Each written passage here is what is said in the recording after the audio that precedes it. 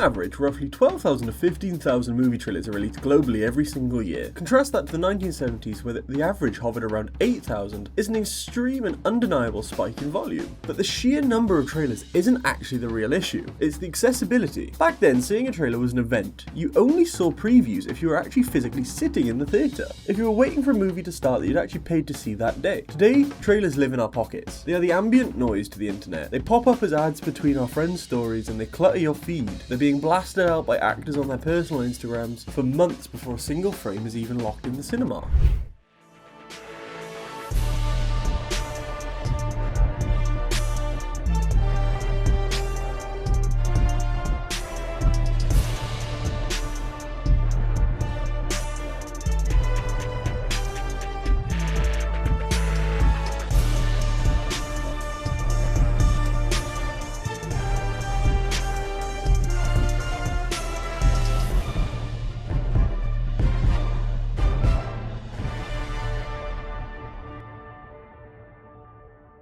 In fact, the industry's obsession with catering to our phones has gotten so severe that it's actively changing how theatrical movies are actually shot. Look no further than the recent trailer for the Disney's new animated film, Hexed. If you pay any attention to the framing of the actual theatre widescreen trailer, the characters' actions and key visual elements are hyper-compressed within a strictly centered right in the middle of the screen. You may be asking why, because the studio deliberately has compressed the visuals of the trailer to be cropped vertically for TikTok, Instagram Reels and YouTube Shorts. Designing the film like this causes it to actually lose no action within the trailer. We're at a point now where major studios are actually compromising the cinematic widescreen composition of their theatrical films, purely so that a trailer house can easily slide it into a portrait frame on a phone screen, and as the delivery gets more aggressive, the actual art of the trailer completely breaks down. If you look at how the style has evolved from the classic trailer that originally relied on the narrative explaining the basic premise, this is where that iconic line, "in a world" archetype comes from. In a world where laughter was king. No in a world, Jack.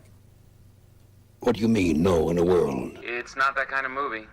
It gave you the hook and left the rest to your imagination. Modern trailers don't care about this concept. They care about the payoff. They no longer see this as teasers. They are just mini films with a rigid 3-act structure, emotional beats, and normally a forced climax. The trailer act structure normally follows this. Act 1 sets up a tiny plot point, Act 2 shoves in the conflict, and Act 3? Well, Act 3 actively speedruns the end of the actual movie. If it's a superhero film, you're essentially guaranteed the beginning, the middle, and the end. Superhero movies, for example, normally have the beginning of the final battle, or a suit-up montage that normally takes place right before the character goes in to end things. The irony is that these leading trailers, the one that represents the absolute biggest intellectual properties on Earth, are rarely in line with the director's actual visions, because directors actually never cut their own trailers. Instead, studios outsource the footage to a third-party marketing agency known as a trailer house. These are rooms full of editors who often haven't read the actual script, haven't seen the final cut, and don't really care about artistic intent. They're handed a drive of random dailies and told to make it look like an epic movie. This is where we get those awful tonal shifts. Look at 2016 Suicide Squad.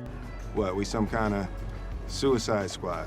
The film was shot as a dark, gritty and somewhat disjointed anti-hero flick. After the trailer was cut by a third-party company and went viral because of its usage of music and highlighted every single joke, the studio panicked and they actually hired that exact trailer house to help re-edit the actual movie. They wanted it to match the original marketing, not the original vision. Sometimes trailer houses don't just pressure studios into re-editing the final cut to match a manufactured vibe. Sometimes they market a completely fictional movie along altogether. We're seeing a massive rise in the fake scenes phenomenon, where a trailer features an entire sequence, dramatic lines, or dialogue from a specific actor that never actually appears in the final cut of the movie. Think Avengers Infinity War, where they show the Hulk running alongside the army in Wakanda, when in the actual movie Bruce Banner spends the entire battle stuck inside a Hulkbuster armor. Or the Rogue One marketing campaign, which was filled to the brim with iconic heavy-hitting shots of Jyn Erso that were completely abandoned after the massive studio reshoots. While film buffs used to just chalk this up to standard production changes, it's actually crossed a bizarre legal line recently. Two fans teamed up to file a class action lawsuit against Universal because Ana de Armas appeared primarily in the trailer for the movie yesterday. Her entire character was actually cut from the theatrical release. Universal tried to argue that the trailer is a 3-minute artistic expression, but the federal federal judge shot that down, ruling that the movie trailer is legally considered a commercial speech, meaning it is subject to false advertising laws. Think about how dystopian this all is. The disconnect between the corporate marketing machine and the actual art of the filmmaking has gotten so severe that the studio got legally handed a deceptive marketing lawsuit just for doing what the trailer houses do every single day, selling a promise that the movie has no intention of keeping.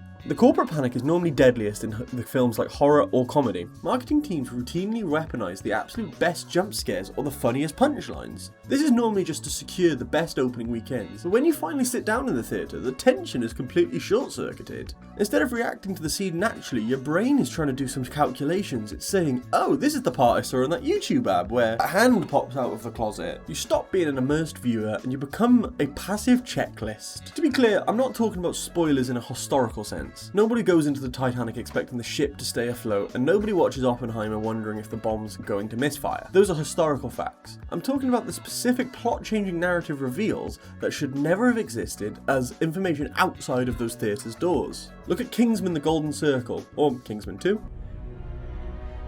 You dirty little fucking...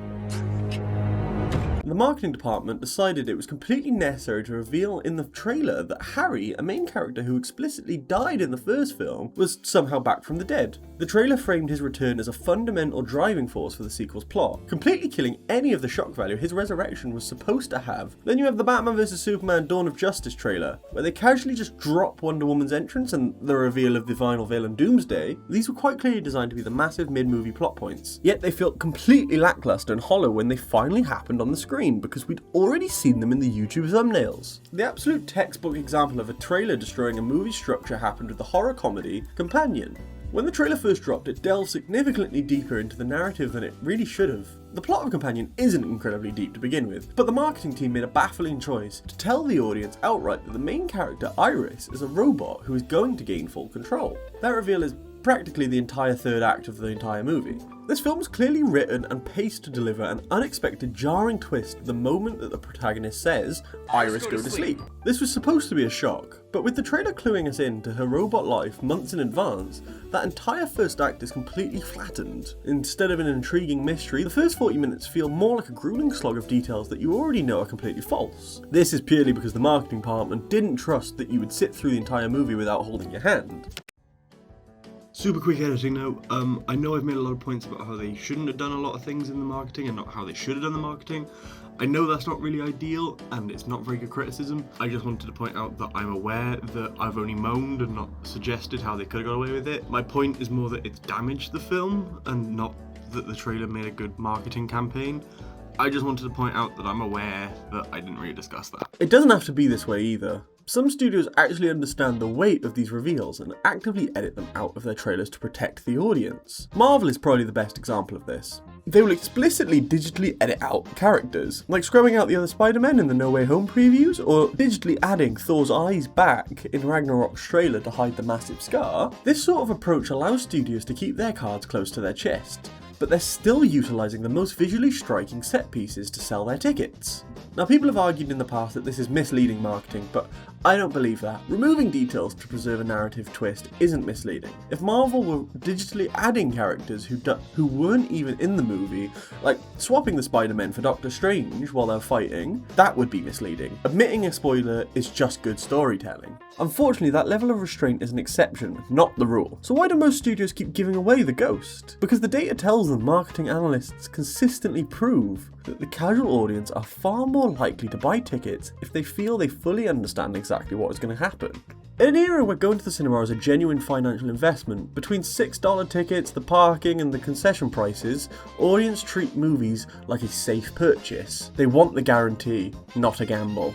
By coddling the audience to protect the box office numbers, Hollywood is fundamentally breaking the theatrical experience. They are trading the magic of the dark room and the genuine narrative surprise for a 2-minute checklist. And if we keep letting Trailer House write the script before the movie even starts, there won't be much reason to buy a ticket at all. I honestly think trailers are starting to damage the box office, and it's more than it's clearly visible right now. And I think with time that is going to become 1,000 times more clearer. Right now, studios look at a short-term data. They see a trailer with 200 million views and a massive box office opening, and they think the marketing machine is working perfectly. But they aren't tracking the erosion of the audience's goodwill. They aren't measuring the disappointment of viewers who are leaving the theatre feeling entirely underwhelmed. Not because the movie was bad, because they had already experienced most of the best moments on their 5-inch screen. When you constantly rob the audience of the joy of discovery, you kill the exact thing that makes cinema suitable. Word of mouth longevity, movies don't just survive on opening weekends alone.